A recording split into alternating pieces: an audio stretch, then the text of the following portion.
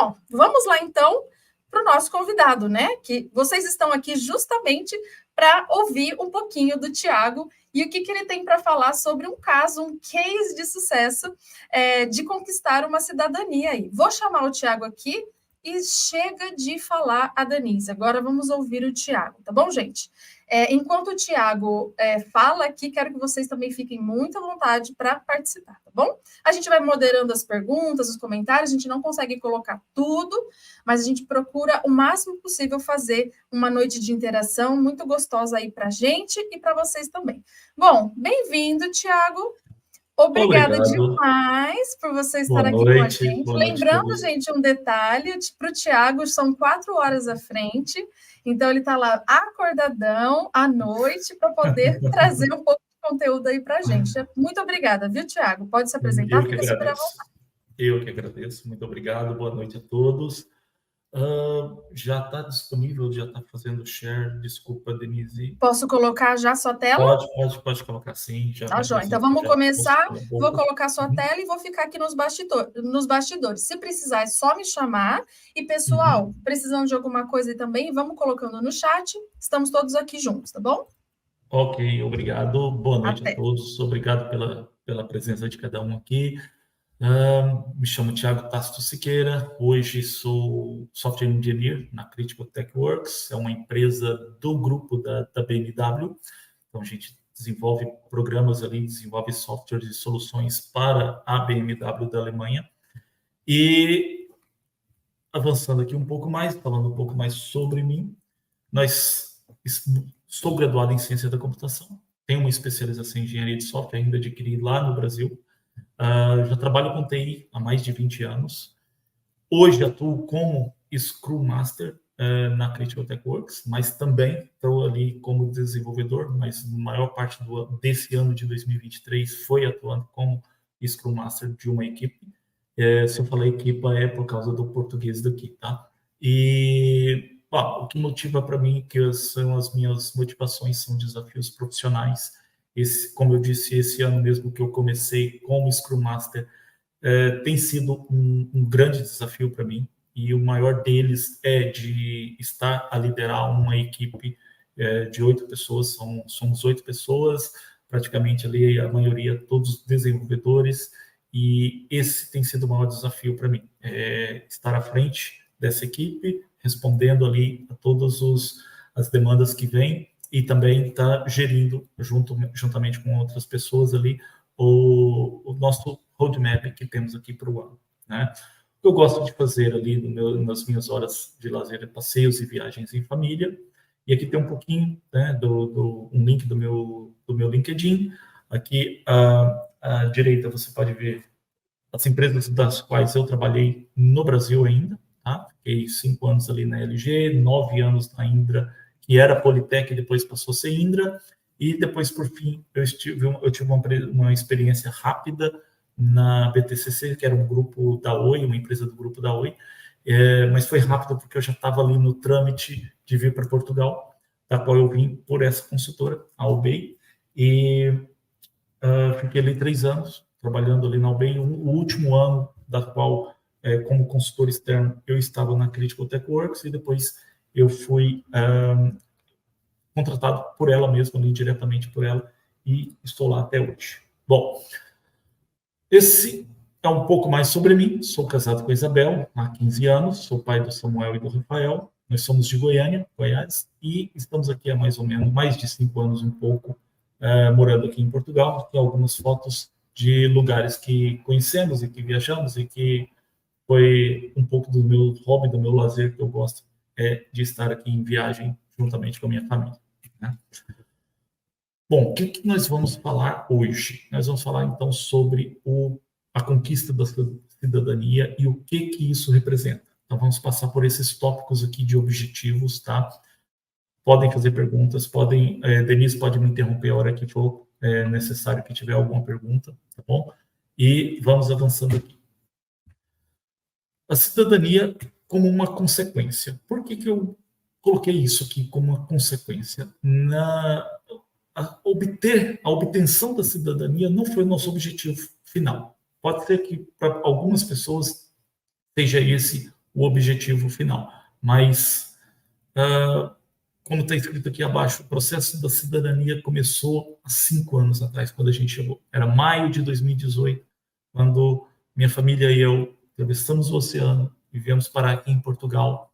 E todo o início, todo aquele processo de início de morar em outro país, foi muito difícil no início de adaptação, mas sobrevivemos, avançamos, nos tornamos mais fortes e passamos por muitas etapas, muita burocracia, até mesmo antes ali em Goiânia para a obtenção do visto, e esse processo da cidadania começou aí.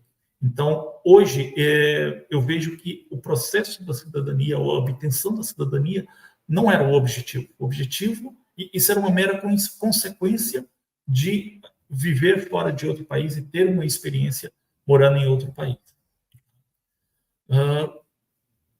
Os direitos da cidadania. Quem tem direito a obter uma cidadania, no caso aqui portuguesa, tá? Que é o meu caso aqui?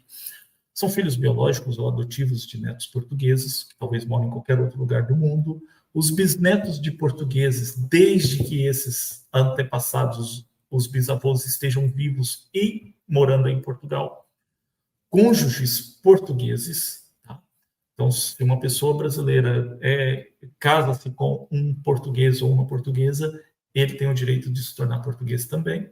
Judeus sefarditas, que são os descendentes de judeus da Península Ibérica, e coincidentemente passou essa semana uma reportagem aqui na imprensa de Portugal de que esse pedido de cidadania de judeus sefarditas é o que mais está tendo requisições dentro dos pedidos de cidadania.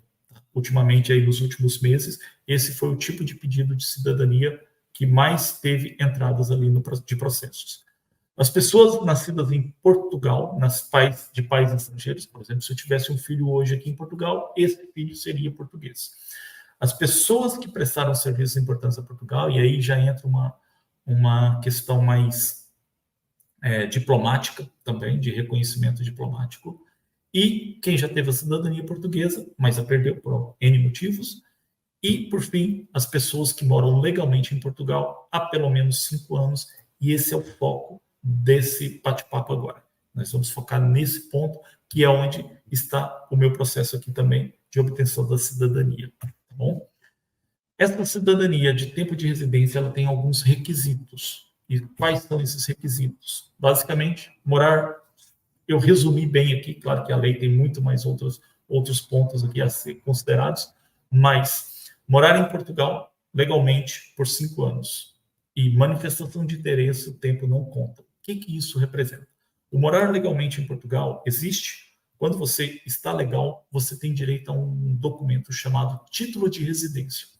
E esse título de residência, ele tem determinadas validades periódicas. Então, quando você pega o seu primeiro título de residência, ele vale por 1 ano. Depois de 1 ano, você tem que ir renovar, fazer todo um processo burocrático de novo e renovar esse visto, esse título de residência. E quando você renova ele já vai valer por 2 anos. Depois você vai renovar ele para 3 anos. E depois para 5 anos. E assim vai até avançando. Até a obtenção da cidadania. A manifestação de interesse, quando é que isso ocorre? Muitas pessoas vêm para Portugal de forma que não é a forma legal entre si, entram como turistas ou entram passando, fazendo alguma escala, alguma coisa assim, entram e decidem ficar. Não é que é ilegal, mas é uma forma que vai demorar mais para a obtenção do título de residência. Então, ele tem que entrar juntamente com os órgãos competentes. Hoje, entre aspas aqui, entre parênteses, é o CEF, que é o Serviço de Estrangeiros e Fronteiras. Esse órgão ele está sendo desmantelado pelo governo de Portugal para N outros órgãos, que vai cuidar de toda a questão burocrática e de estrangeiros e fronteiras aqui. Mas hoje seria o CEF, né, vamos dizer assim, e você faz uma manifestação de interesse em permanecer em Portugal. A partir daí, você pode residir em Portugal, você tem certos direitos em Portugal, mas você não tem o título de residência. E você vai esse processo vai demorar, vai desenrolar durante alguns anos, e você vai só conseguir contar o tempo legal a partir do primeiro título de residência, seja entrando por visto, seja entrando via manifestação de interesse. O tempo de contagem para obtenção da cidadania, os 5 anos, só contam a partir do primeiro título de residência que você pega. Vamos falar um pouquinho mais disso um pouco mais à frente. Tá? A pessoa tem que ser maior de 18 anos, o que, para mim, em particular, que eu tenho 2 filhos menores de idade, eles não vão poder se tornar cidadãos portugueses assim que eu pegar meu título de cidadania. Eu vou ter que entrar com outro processo como cidadão português para reconhecê-los como cidadãos portugueses também. E aí tem algumas provas para fazer, eles têm que ter vínculos com Portugal, por exemplo, uma escola, alguma outra coisa, e escola é tranquilo, os 2 estudam aqui, só que é mais um processo, é mais uma parte burocrática que eu vou ter que avançar assim que pegar a cidadania. O terceiro tópico aqui é muito óbvio, né? Não representar nenhum perigo público à ordem portuguesa, não está ligado a nenhuma associação de terrorismo, etc. E tal. Então, tem toda uma investigação em cima do seu nome também sobre isso. E aqui em Portugal, nesses 5 anos que você viveu, você não pode ter cometido nenhum crime penal com pena superior a 3 anos. Senão você vai perder todo o direito, independente do tempo que você ficou. Uma boa notícia, assim, para pessoas que às vezes vem legalmente para cá, fica aqui 1 ano, 2 anos, depois volta para o Brasil ou vai para outro país, e somando, você consegue somar esse tempo de 5 anos legais, tempo legal, intercalados. Então, você pode ter vindo para cá, ficou 1 ano, voltou para o Brasil, ficou mais 5 anos no Brasil, voltou para cá e ficou mais 4 anos, você já tem 5 anos legais aqui, então já pode querer a cidadania também. Tá? Avançando aqui, eu coloquei esse título, amar a burocracia, entre aspas, aqui, porque é algo que ou você vai amar ou você vai odiar. Então, é melhor e é preferível você amar essa burocracia, porque é o que você vai fazer, o que você vai ter de trabalhar muito, tanto o emocional quanto a parte burocrática em si, de levantar documentos, tirar documentos, etc. É muita coisa que você vai ter de fazer. Tá? E como eu disse lá no início, a burocracia e o título, a obtenção do título de cidadania portuguesa, ela começa quando você sai do seu país de origem. Então, esses 5 anos você vai ter muita burocracia, tá? Na obtenção dos títulos de residência. Se você veio por manifestação de interesse, tem mais essa etapa ainda para cumprir, e você precisa amar essa burocracia, como transitar a questão de educação dos filhos, que estava num determinado ano no Brasil para cá, a fazer o apostilamento de documentos e tudo mais. Tudo isso vai contar com a parte da burocracia que você precisa amar. Você precisa amar, porque se você odiar, você vai desistir desse ponto, e odiando também, fica aquele ponto assim, não era o objetivo a cidadania, mas faz parte, você tem que respirar fundo e seguir o fluxo da burocracia. Não é simples, é bem chato, é bem burocrático, tá? Então, para a obtenção da cidadania aqui, você tem que ter comprovado aqui, ó, você tem que ter a residência legal, você tem que comprovar no processo do pedido de cidadania meios de subsistência aqui em Portugal, contrato de trabalho, etc. Dependendo da situação, não é o caso de brasileiros que falam a mesma língua, mas pessoas que falam outras línguas vão passar por um exame de língua e cultura. Você vai submeter o pedido de cidadania, e esse pedido de cidadania vai passar por N etapas que pode demorar um certo tempo, e esse tempo de processamento faz parte também, você vai ter que esperar, não adianta ansiar, não adianta reclamar, vai ter que esperar, e pronto, é assim que as coisas funcionam. Vai passar pela avaliação do pedido, pelo agente competente. Às vezes, é um juramento que você precisa fazer, se aplicável, para a obtenção da cidadania, juramento à Constituição Portuguesa, juramento à bandeira portuguesa e à cidadania portuguesa. Por fim, você vai fazer o registro do cartão cidadão e depois obter o passaporte. Tá? Então, é um breve resumo da parte burocrática que nós temos aqui.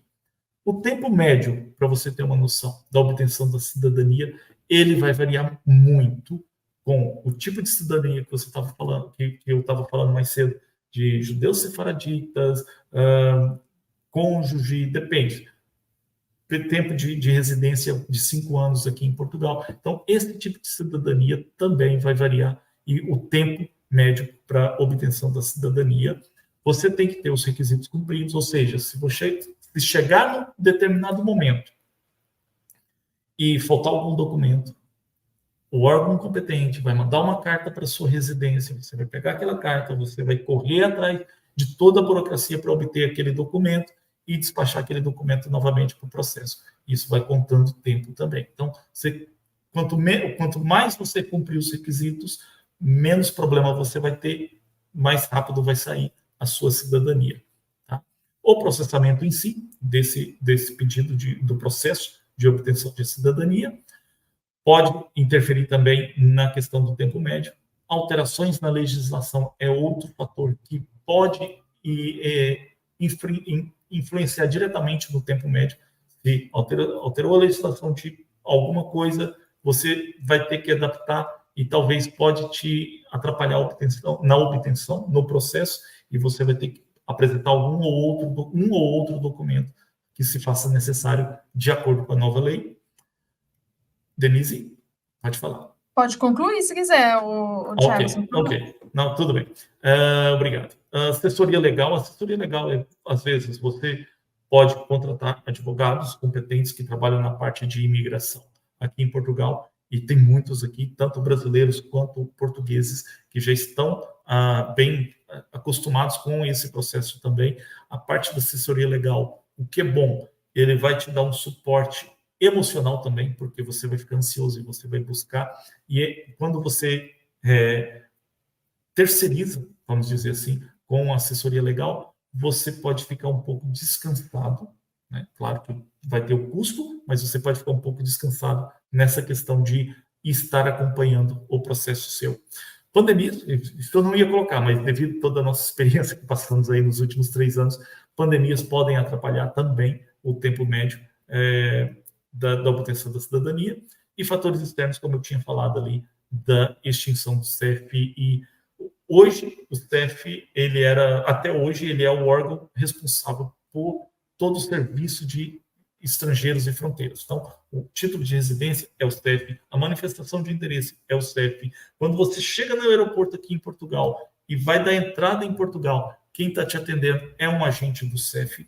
Só que agora o governo português decidiu distribuir todas as competências do CEF para outros órgãos do governo. E esse tempo, né, da extinção do CEF pode contribuir, sim, na obtenção da cidadania, porque um dos documentos que você precisa apresentar é o tempo de contagem que o CEF tem que emitir para você. Então, se isso não for mais da competência do CEF e for de outro órgão, você já tem que sair e entrar e descobrir qual que é esse outro órgão também. Então, são esses os pontos que podem influenciar o tempo médio da obtenção da cidadania. Denise. Tiago, o Marcos pergunta aqui se precisa ter muita experiência. Depois ele fala experiência em programação. Creio que talvez seja a experiência aí de trabalho, um tempo morando aí, para poder aplicar para essa cidadania. Se eu estiver errada, Marcos, você fala para a gente aqui. Ok. Essa questão da experiência de programação, eu acho que é experiência profissional, seria isso, né? Marcos, eu acho que não. Tá? Há muitas empresas de consultoria aqui em Portugal que têm contratado pessoas, independente do nível, tá? Eles contratam pessoas assim, eu vou contratar pessoas júnior, vou contratar pessoas sênior ou pleno, depende do tipo de vaga. Você pode submeter a vagas aqui.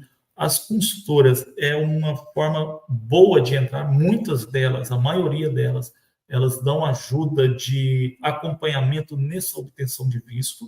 Você entra com o visto, tem N tipos de vistos, mas eu vou falar da minha parte. Eu vim com o visto D2, D de dado 2, você pode pesquisar aí depois, que é um visto como se eu fosse como se fosse um MEI aí no Brasil. Não é um PJ, é um MEI. E eu vou prestar serviços para aquela consultora que me contratou, e a consultora vai me colocar em algum cliente para trabalhar com programação. Então, foi assim que eu vim, tá? Essa foi a minha experiência, apesar de já ter tido experiência, eu vim como sênior já, mas durante o período em que eu estava naquela primeira consultora que eu te falei, na UBEI, eu trabalhei também ali já para os segundo e terceiro ano, eu trabalhei fazendo entrevistas técnicas com pessoas e sempre tinha vagas para júnior, pleno e sênior, independente da qualificação da pessoa, da experiência da pessoa, sempre tinha vagas para esses tipos de pessoas. É submeter, uma vez que você vir, que é importante, claro, é você negociar aí a questão salarial para você se manter aqui dentro de Portugal. E aí entra N coisas sobre o que considerar para morar em Portugal, o custo de vida em si. Depois disso, ficando aqui os 5 anos de forma legal, você consegue solicitar a cidadania. O legal que eu falo é, supondo, você vem por uma consultora, por exemplo, para cá, você vem com esse visto D2, você já vai entrar em Portugal. Uma vez que você tem um visto que é carimbado e você tem que submeter o seu passaporte em N documentos no consulado português mais próximo aí da sua cidade, o seu passaporte já vai estar carimbado com aquele visto e a entrada está garantida aqui em Portugal de forma legal. E aí você entra aqui em Portugal, vai dar entrada no processo para obtenção do título de residência. O visto não tem nada a ver com o título de residência em si. É uma forma legal de você entrar no país. Só. A partir daí, você tem que, ou a consultora, junto com alguma gama de advogados que eles tiverem, ou você próprio, você tem que dar entrada na questão do título de residência o mais rápido possível para começar a contar esse prazo de 5 anos. Espero que eu respondi aí, se não, pode falar aí novamente. Creio que sim. Tiago, vou aproveitar, a Rayane fala assim, né? No momento atual, acredito que complementando o que você estava falando, mas no momento atual, vejo muitas consultoras dizendo que não tem vagas tão júnior assim, que seria júnior sem experiência. O que você diria a respeito?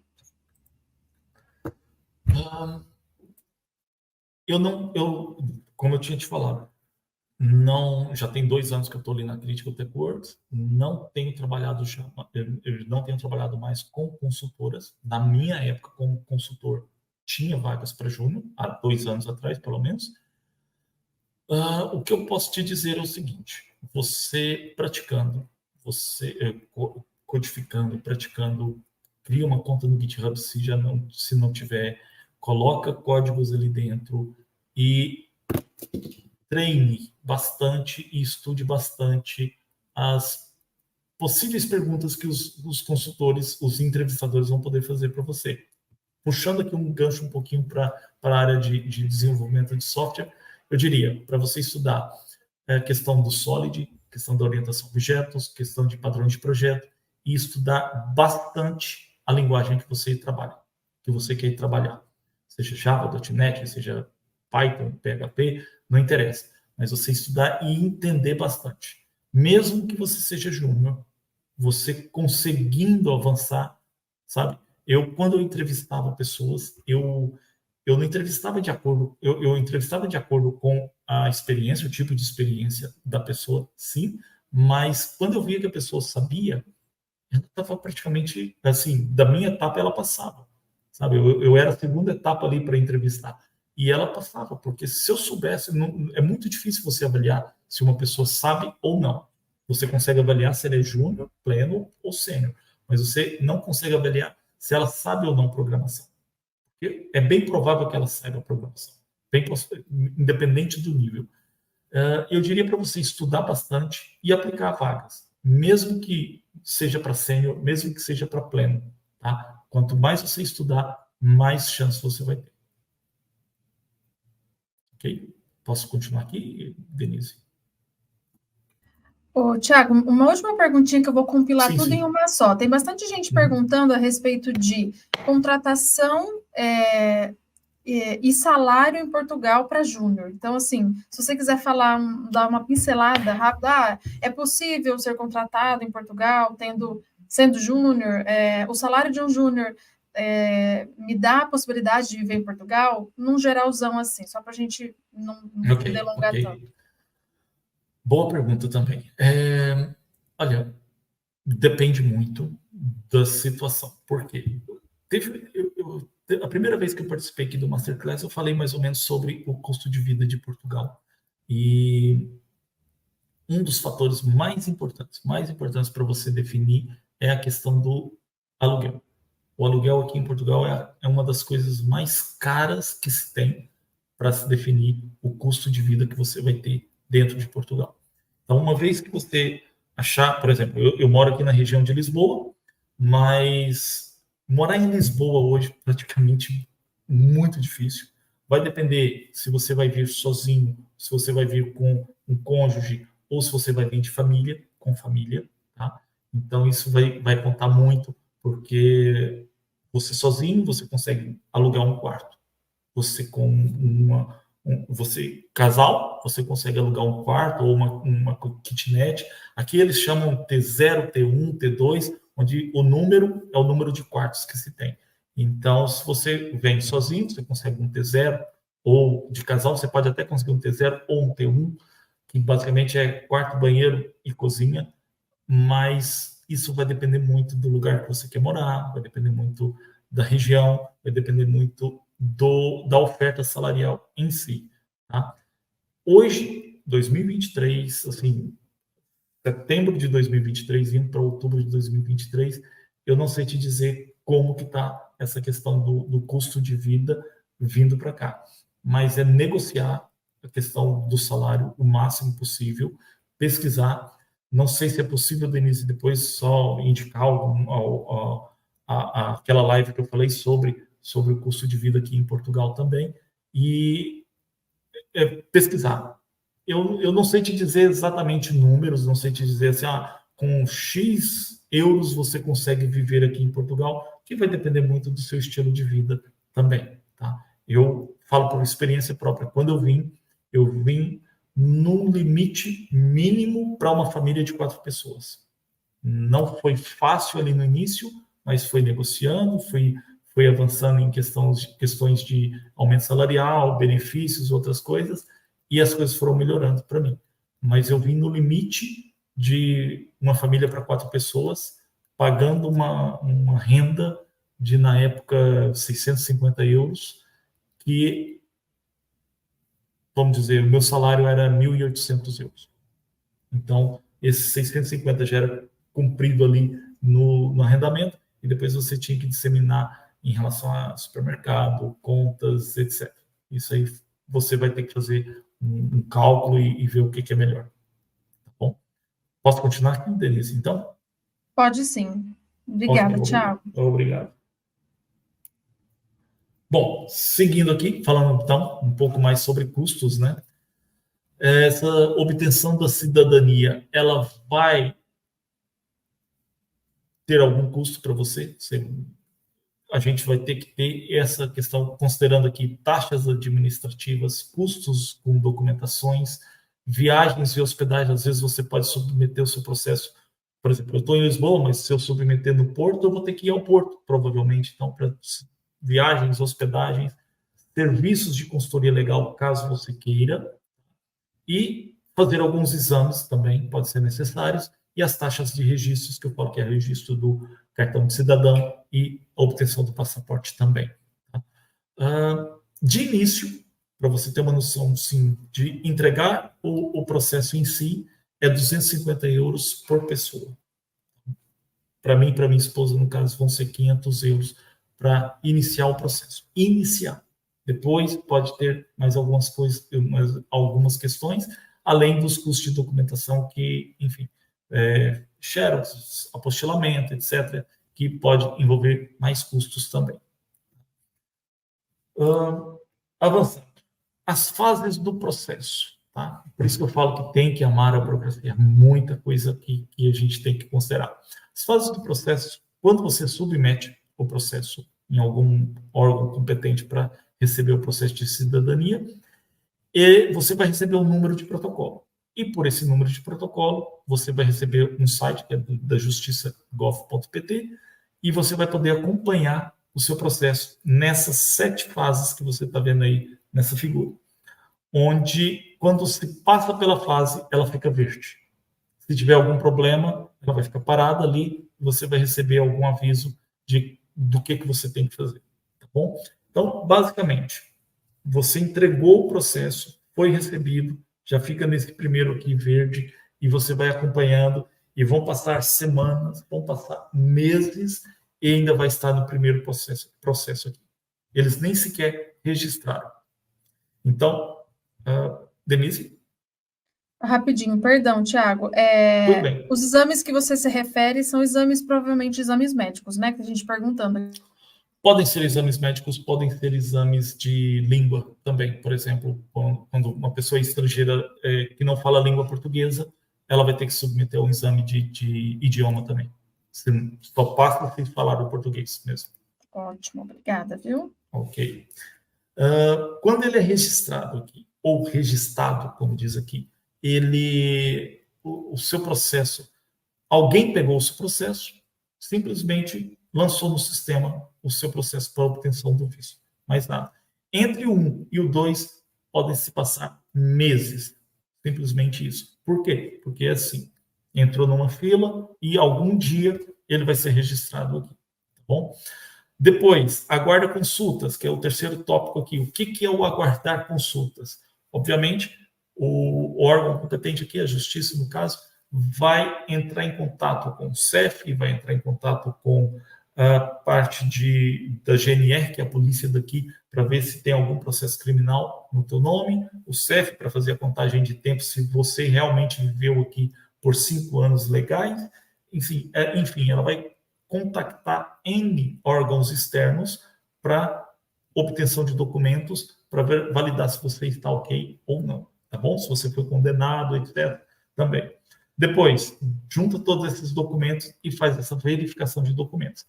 Esse ponto 3, o 3 aqui, o mais importante é, você tem que ter certeza absoluta, porque o CEF, a Justiça vai perguntar ao CEF, eu vou falar CEF, mas poderá ser outro órgão, vai perguntar quanto tempo legal que você viveu aqui até a requisição do processo, a abertura do processo. Se der menos de 5 anos, você vai ter que comprovar depois novamente. Então, o que vai acontecer? O processo vai ficar parado aqui, você vai ter que ir solicitar ao CEF de novo e comprovar que você está vivendo mais de 5 anos. Enfim, tem uma série de situações que você vai ter que fazer aqui. O ponto 4, a verificação de documentos. Se faltar alguma coisa, também vai ficar parado aqui. O grande ponto que pode interromper aqui é o ponto 3 e o 4. Do 1 para o 2 vai demorar. Do 2 para o 3 pode demorar também, mas o 3 e o 4 é onde talvez você vai ter que agir. Tá? E o 5 é a análise do pedido em si, enfim, passando pela análise do pedido, depois já faz a questão do despacho, nesse exemplo aqui está em despacho, e depois terminado. Quando é terminado, você vai receber uma mensagem da Justiça falando que o seu processo foi terminado, que você pode, com base naquela carta, e juntar mais alguns documentos, você tem que ir em alguma conservatória. Conservatória é como se fosse os nossos cartórios aí no Brasil. Você vai ter que ir em algumas conservatórias para fazer o registro de cartão de cidadão, e aí depois você recebe o seu cartão, e aí, por fim, você pode tirar o seu passaporte português também. Tá? Essas foram as fases do processo, essas 7 fases depois que você submete. Tá? E um adendo aqui, que cada processo é único, então não dá para comparar assim, o meu processo demorou 2 anos, o outro demorou 3 anos, e cada processo é único, e vai depender muito da conservatória onde também você vai colocar o seu processo. Tá? Há conservatórias com muito ou poucos volumes de processo. É sorte. Infelizmente, não sabemos qual exatamente. Como eu disse lá no início, aquele tipo de pedido de judeus sefardistas, eles têm uma conservatória própria. Então, o volume dessa conservatória está muito alto para esse tipo de pedido de cidadania. Outras conservatórias tratam de determinados tipos de pedido. Em média, a concessão sai em 2 anos e meio, de 24 a 30 meses. É o que se fala, é o que se tem na internet, é o que se pesquisa, é mais ou menos de 24 a 30 meses. Tá? No meu caso, ainda depois disso, eu ainda tenho que iniciar um outro processo para os meus filhos. Bom, eu fiz aqui um comparativo também com o título de residência. Por quê?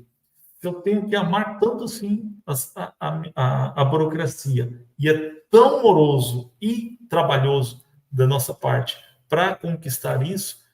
Por que eu não posso viver só com título de residência? Aí, diga-se de passagem, tá? Assim, só um parêntese aqui, o meu título de residência vence agora em final de 2024 e eu vou ter de renová-lo. Tudo indica que eu vou ter que renovar o título de residência com o processo de cidadania ainda em andamento até obter. Por quê?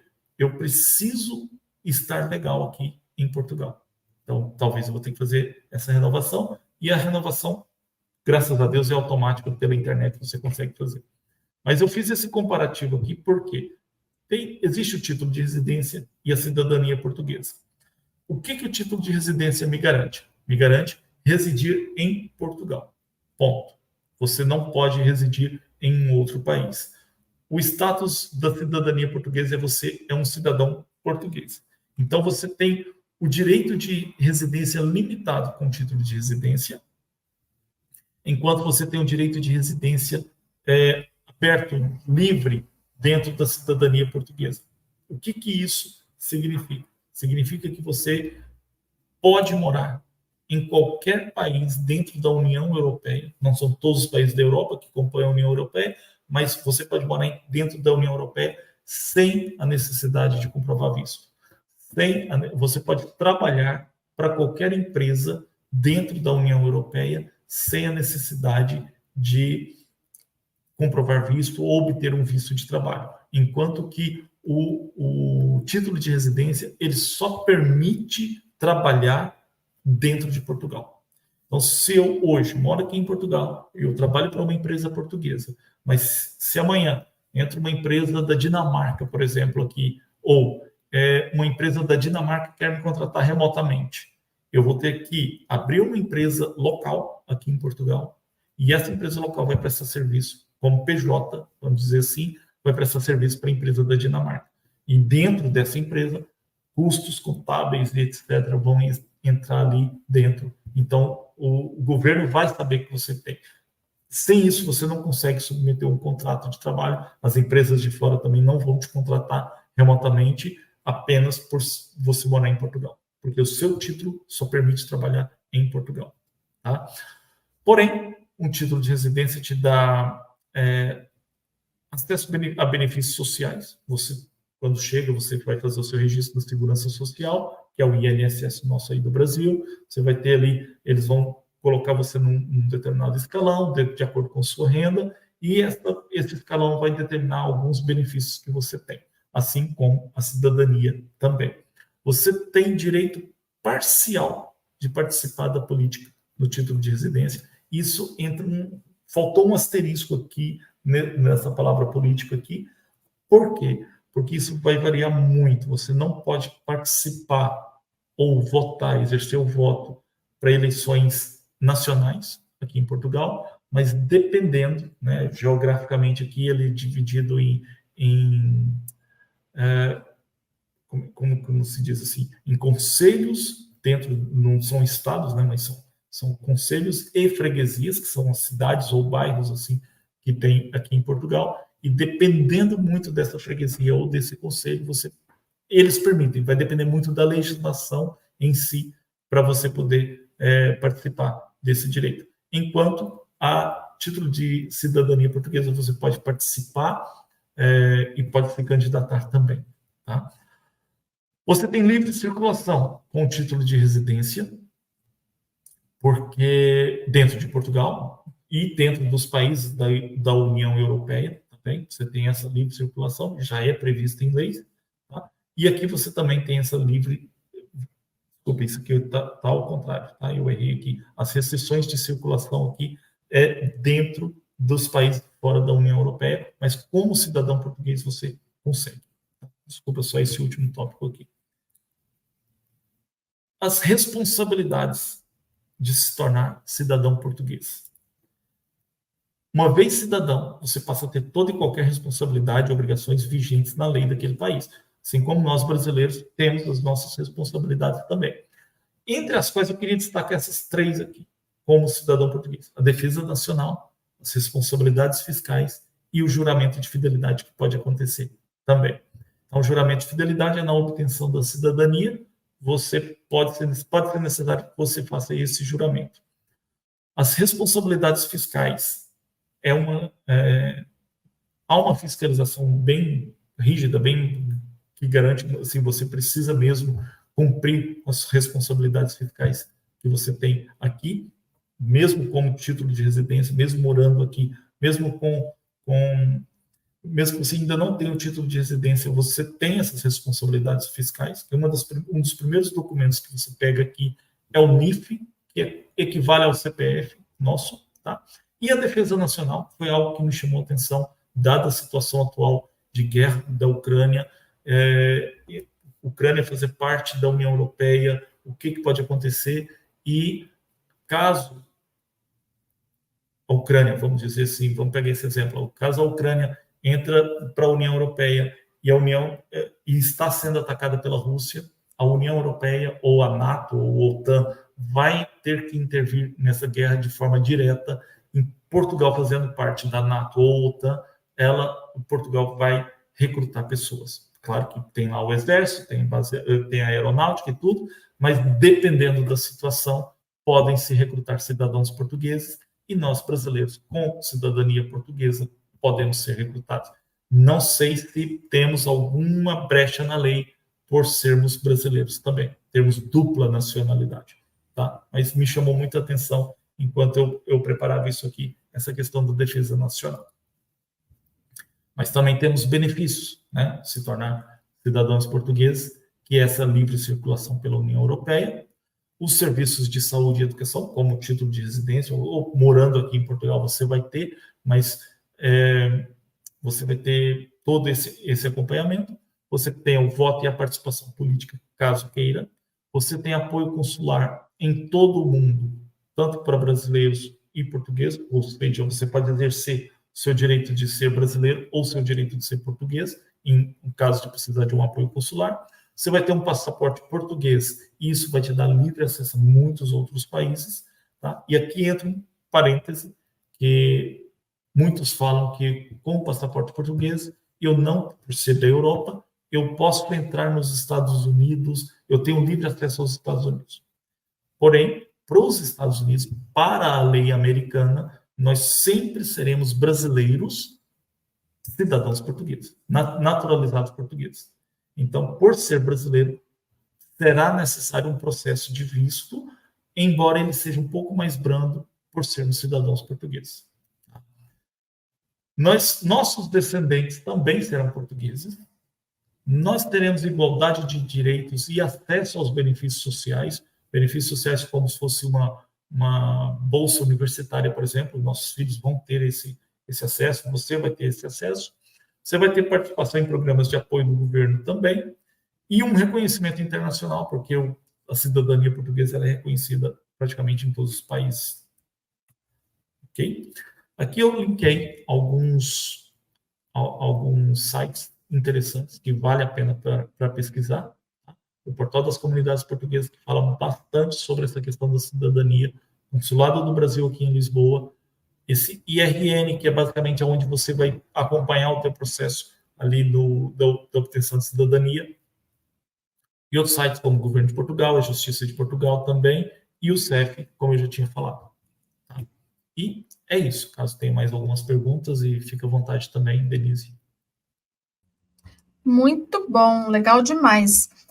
Pessoal, para quem tiver mais alguma dúvida a respeito do tema dessa Masterclass, pode ir mandando, tá? O Yuri, ele fez uma perguntinha aqui que eu acho até legal a gente falar a respeito, o Tiago, que ele fala assim, um pouquinho fora do assunto, como tem sido a cultura de trabalho por aí? Estão voltando para o presencial, o remoto continua ganhando força? E aí, pessoal, podem ir mandando coisas sim, a boa, respeito Yuri. do tema, tá bom? Ok. Yuri, basicamente eles estão optando bastante pelo modelo híbrido. Ir 2 vezes ou 3 vezes por semana da presencial e o restante em casa. Tá? A empresa que eu trabalho mesmo, nós temos hoje liberdade para ficar 2 vezes por semana no escritório e 3 vezes em casa. Então a gente está mais tempo remoto do que presencial. Mas a maioria das empresas tem optado pelo modelo híbrido, embora há vagas 100% remoto também. Muito bom. O Yuri, ele faz outra perguntinha aqui, ele fala assim, a declaração de rendimentos em Portugal é mais complicada do que o imposto de renda aqui no Brasil? Sabe dizer se rendimento em real precisa ser declarado aí? Não, não precisa ser. Eu acho que é mais simples, embora tá, eu e minha esposa optamos por terceirizar essa declaração do imposto de renda daqui, porque e é interessante falar sobre isso também, porque há uma lei que me fugiu o nome agora, peço desculpa, mas há uma lei que a gente tem direito, assim, durante 10 anos, a não a isenção, mas o percentual, os juros que nós vamos ter considerados no pagamento do imposto de renda é menor, inclusive, que o do próprio português. Então, eu preferi terceirizar isso e, se eu lembrar o nome, eu ainda falo para você. Mas é uma possibilidade assim, e isso traz um rendimento maior quando você faz a sua restituição. Então, eu terceirizo, mas é simples. Tá? Hoje, como eu tinha te falado, você entra, aqui em Portugal, você vai pegar um NIF, que equivale ao CPF. Então, toda compra que você faz, de prática assim, você já colocar um NIF, muitas coisas já são automáticas para você colocar esse NIF também para lançar, e aí depois de um ano morando aqui, você vai fazer o imposto de renda, mas já está tudo linkado. É diferente do Brasil, porque é um portal só, então está tudo linkado em relação, olha, o seu NIF teve isso aqui. Então, as notas que você emitiu ou o rendimento que você teve da empresa já vai estar tudo lançado dentro da plataforma, que eles chamam, que é o site das finanças, e você faz a declaração por lá também. Então, é bem simples, eu acho que é mais simples do que a do Brasil, embora eu terceirizo. E se eu lembrar esse nome, eu ainda falo hoje aqui. Muito bom. O Silvio também pergunta aqui, Tiago, mesmo sendo. Eu acho legal essa pergunta, inclusive, e quero que você fique super à vontade aí para falar a sua opinião. Porque a gente já entrevistou várias pessoas aqui que estão em Portugal e existe um paradigma a respeito da língua inglesa por questão de ser Portugal. Então, você me fala aí para a gente. Mesmo sendo em Portugal, o inglês avançado é necessário ou o básico intermediário já é o suficiente para começar? Olha, essa pergunta é muito, muito interessante, porque o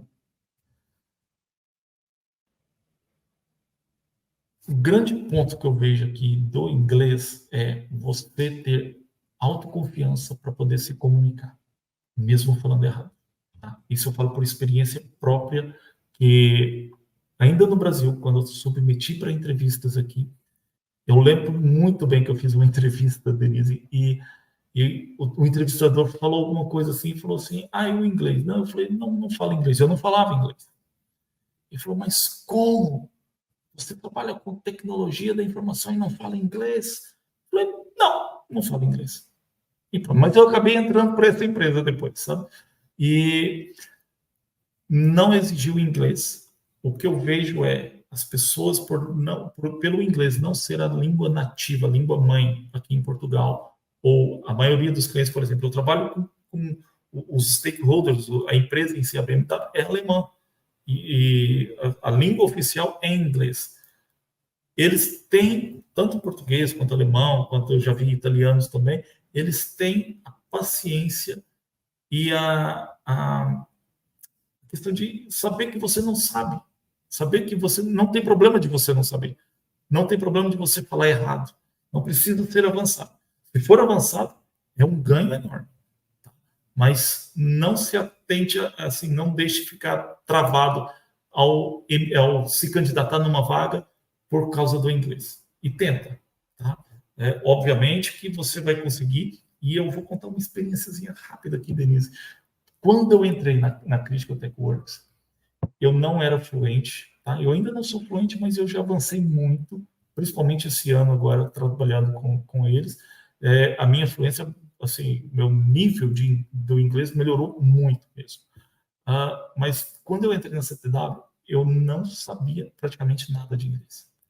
E na primeira semana já colocaram para a gente fazer receber o código de um projeto que estavam com os americanos. O inglês deles era muito rápido.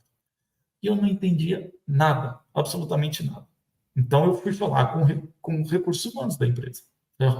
Vocês contrataram o cara errado, né? Eu preciso saber inglês e eu não sei. E eles, não é assim. A gente sabe que você não sabe, né? A gente sabe que o seu nível é básico.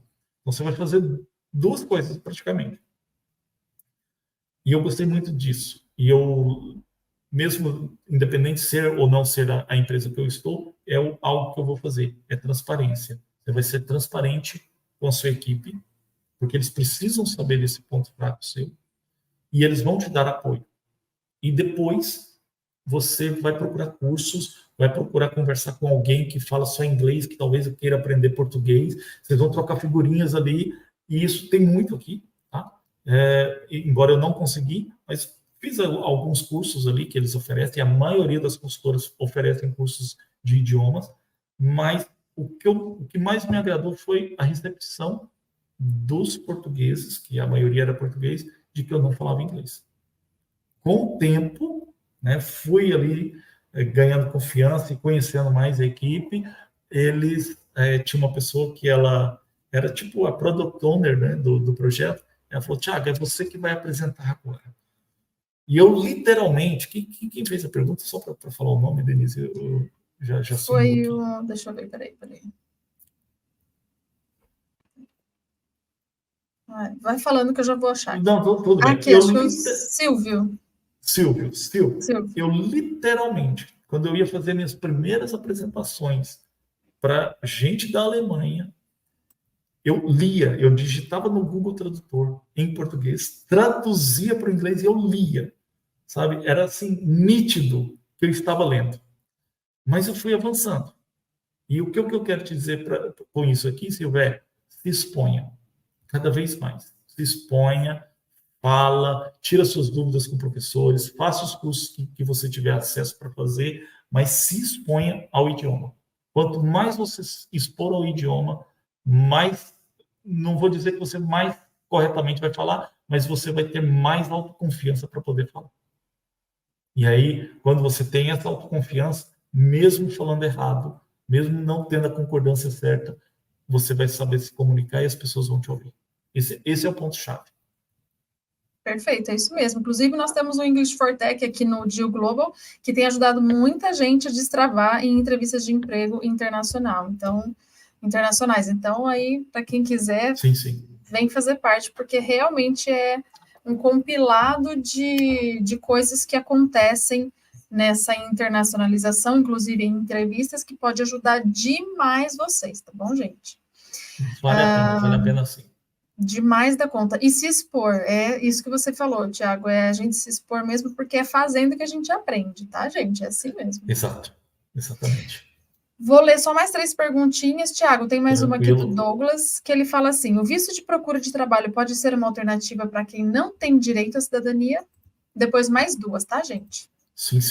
Pode ser sim. Esse visto, existem vários tipos de vistos, tá?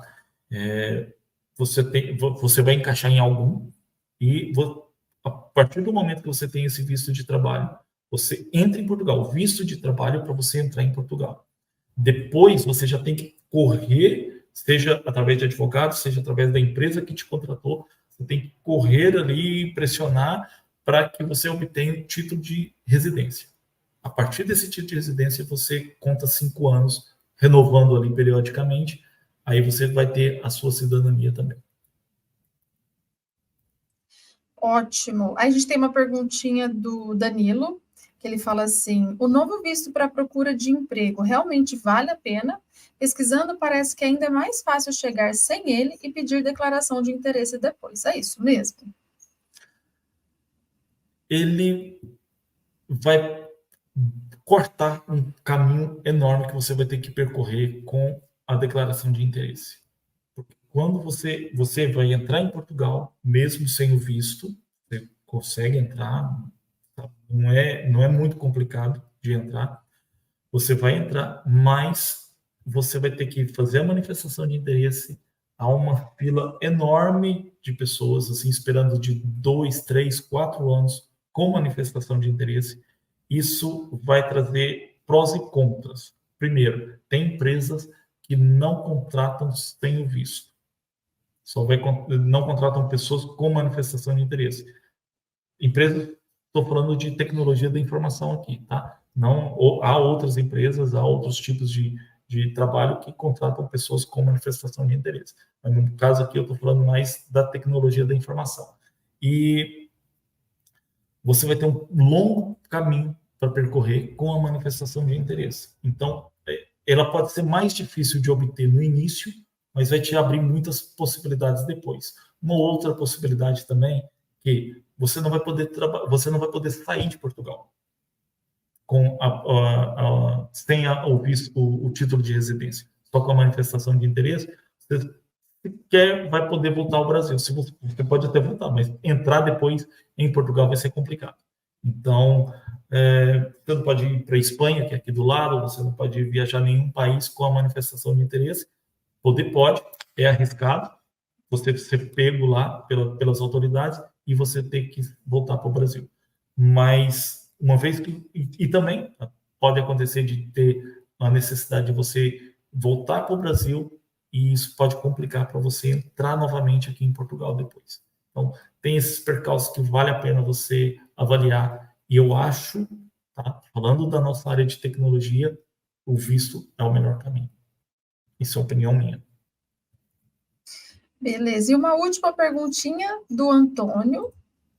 Ele fala assim, como que é o radar das empresas com pessoas de idade de 46 anos? Eu acredito que 40 mais, né? Em transição de carreira. Tem mercado para essa situação?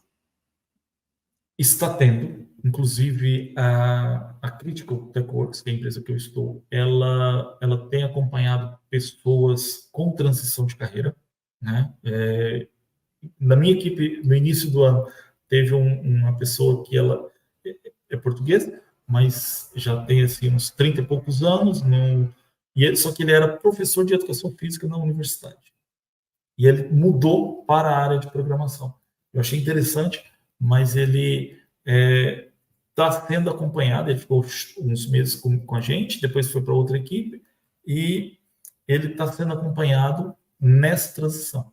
Tem muitas empresas, tá, que acompanham, não sei te dizer quanto é a idade, Antônio, mas tem algumas empresas que acompanham nessa transição de carreira, sim.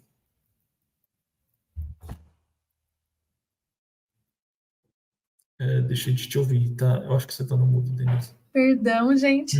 Desculpa, eu mutei aqui e esqueci de voltar. É isso, então, perguntinhas respondidas. Eu não sei, Thiago, se é ok para você, caso o pessoal queira entrar em contato com você pelo LinkedIn, tudo bem? Então, entre em contato para quem quiser fazer um networking com o Thiago, gente. Thiago Tácito, né? Tá assim lá, né? Thiago sim. Tácito Siqueira, né? Tácito. Exato. Assim, do jeitinho que fala, tá, gente? T-A-C-I-T-O.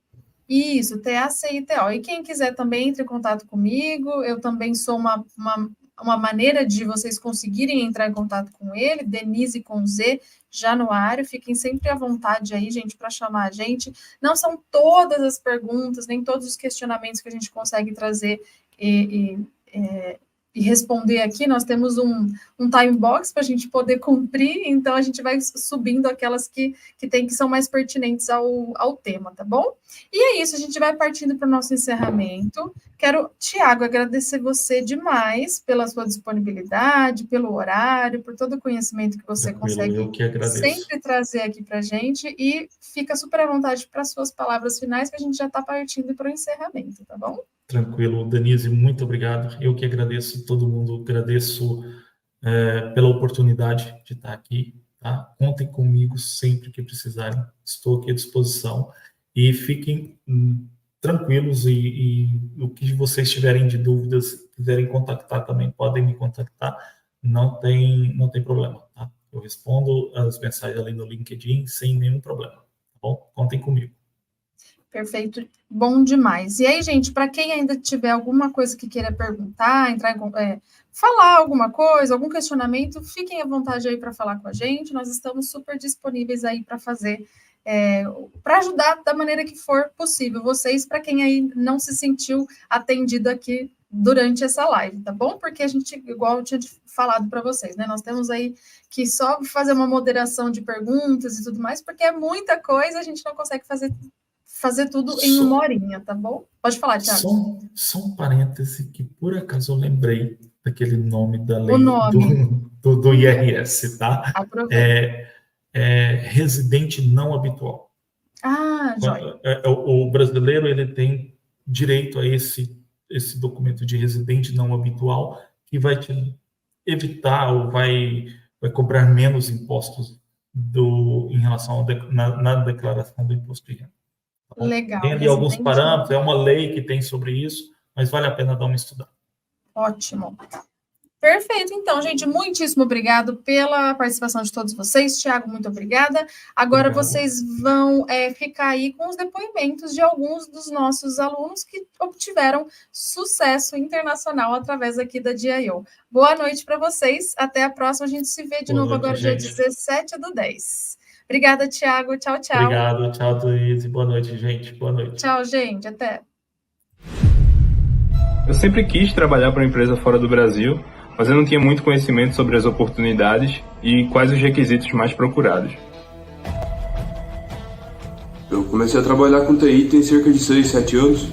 Eu era técnico lá no interior, na cidade de Ceres, mas me mudei aqui para a capital para procurar emprego na área, trabalhar um pouco mais focado em computação. Mas antes de conseguir minha carreira internacional, minha maior insegurança era a respeito da cultura organizacional de um novo país. Eu tinha muita dificuldade com o inglês, mas fui estudando pouco a pouco até chegar no ponto de conseguir trabalhar. Ao receber o e-mail de um antigo professor da graduação indicando uma aceleração na plataforma da DIO, tudo isso mudou. Chegou um momento, no ano passado, no qual eu vi um bootcamp sendo ofertado pela DIO. Foi o primeiro bootcamp, inclusive. Gostei bastante de participar, foi muito divertido, fiz durante minhas férias da faculdade. E ali eu tive a oportunidade de conhecer a Volkswagen Digital Solutions, uma empresa de Portugal, que presta serviços para a Volkswagen da Alemanha, né? Para o grupo Volkswagen em geral. O processo seletivo ele foi dividido em 4 etapas. A primeira, uma etapa de avaliação, onde foi realizada uma prova de conhecimentos em Java. A segunda, foram realizados workshops por especialistas da empresa, em que a gente pôde conhecer mais um pouquinho sobre os projetos atuais e também fazer networking. A terceira etapa foi uma etapa de entrevista para avaliar o fit cultural. Ela foi realizada em inglês e logo em seguida teve a entrevista técnica, também foi em inglês, que era focada em Java e tecnologias cloud. Foi através da DIO que eu pude conhecer várias empresas globais e através do programa de aceleração internacional eu conquistei a minha vaga na Volkswagen Digital Solutions. E ali eu acabei sendo chamado para fazer parte do corpo da Volkswagen Digital Solutions. E atualmente eu fui selecionado, fui um dos selecionados para a vaga e estou aqui trabalhando, desenvolvendo meu trabalho como esperado por mim e pela minha equipe. Então hoje eu posso afirmar que conquistei os meus objetivos trabalhando numa empresa excelente e com tecnologias bastante relevantes. E tudo isso foi possível graças a DIO.